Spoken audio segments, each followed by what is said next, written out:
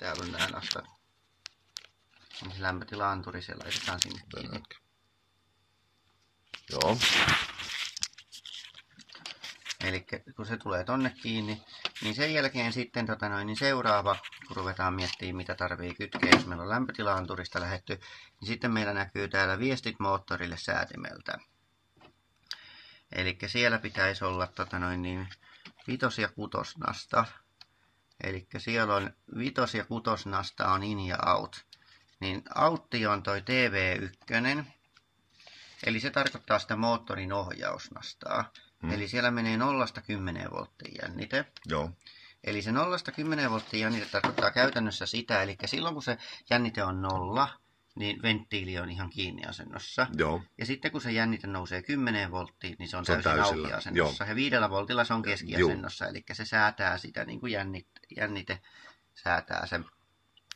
Eli se on niin tänne moottorille, kun moottorille menee sitten taas 3 piuhaa, Joo. niin moottorillehan menee tietenkin, niin kuin siellä on 0, sitten menee se plus 24 volttia ja sitten tuo keltainen on se ohjausjännite, eli 1, 2 ja onko toi 5 nasta sitten. Joo.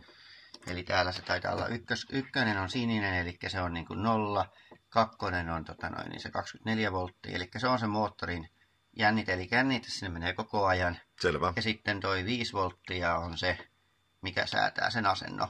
Ja se 5 voltin säätöjännite tulee täältä jäätymissuojalta. Joo, selvä. Eli tämä laite säätää sitä. Ja sitten se tietää toimia. Lyhykäisyydessään tässä tämä niin kuin tämän toiminta ja kytkentä. Kapiisi. Sitten toi on toi... Eli varsinaista konettahan tähän ei tule missään vaiheessa. Varsinaista konetta ei tule, mutta jos me laitettaisiin siihen se kone, niin se olisi 8 ja 10. Eli täältä pitäisi näkyä. Siellä on 8 ja 10. Joo, siellä näkyy vaihe ja 0. Eli puhaltimen, se on niin, siihen tulee joku rele ilmeisesti, tai rele ja se rele vetää sitten sen moottorin käyntiin käsittääkseni. Joo. Eli se on sillain toteutettu. Eli toi antaa sinne ohjausreleelle sen 24 volttia, että se vetää sitten. Ja sitten sitten tuossa oli toi K-tieto, eli käyntitieto, eli 9 nasta, eli puhallin käy tieto. Niin se on sillain, eli se on tässä harjoituksessa, me laitetaan kytkin, mutta se on normaalisti sillä, että moottorilta tulee, jos sieltä tulee se niin kuin tieto, että se on päällä, niin silloin tämä tietää toimia. Itsessään, joo. Niin, ja sitten jos se ei ole päällä, niin se tietää, että kumpaa noista se käyttää. Joo. Ja sitten tuossa on jotain, noita me ei otettu käyttöön, eli siellä on hälytys ja tommoset. Oikeastaan tuosta hälytyksestä sen verran, mikä on vielä hyvä tietää. Eli tässä on tommonen hälytysnappi, mikä on. Joo. Eli silloin kun siinä syttyy punainen valo, eli se laskee sen alle 5 voltin, tai 5 asteen esimerkiksi siis tässä vaiheessa, siis jos me ollaan säädetty 5 asteeseen ja se hälytys tulee, niin sen jälkeen se tarkoittaa sitä, että se ei täällä on toi hälytysnasta, eli 3 ja 4 nasta, niin siellä on kytkin, niin silloin se katkaisee sieltä virran, tai se on niin kuin 2-asentoinen kytken, normal open, normal close. Eli sä voit valita, eli jos sulla on vaikka joku hälytysvalo tai muu vastaava, niin sä saat sen päälle. Ja sitten kun se hälytys on kytkeytynyt, niin silloin se ei myöskään muistaakseni tuonne moottorille anna virtaa. Eli silloin moottori ei pyöri ennen kuin se hälytys käydään kuittaamassa. Aivan. Okei. Mitäs tuo suhdealue? Niin sä näytät sen myöhemmin. No mä melkein näytän sen paperilla, mutta siis suhdealue, se on helpompi paperilla mun piirtää.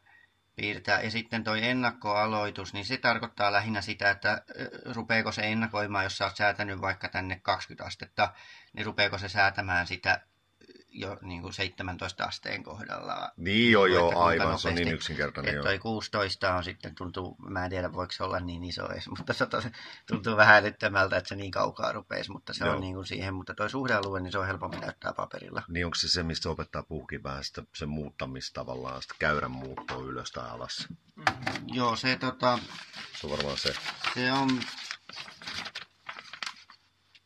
No tuossa sitä suhdealuetta on vähän jo piirrettykin itse asiassa, mutta se suhdealue periaatteessa menee sillain, että jos meillä on asetuksissa 20 astetta lämpötila, niin silloin kun niin lämpötila vaihtuu 21 asteeseen, niin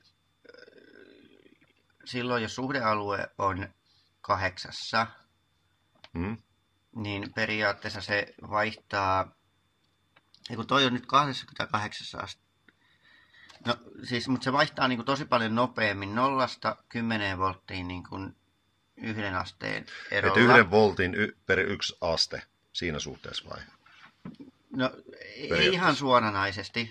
Melkein jos on kynä ja paperi, mä pidän sen toisella tavalla. Okay. Mutta sitten niin jos se suhdealue, eli tuossa jos toi on 28 astetta, niin tämä on 1:8 tällä hetkellä.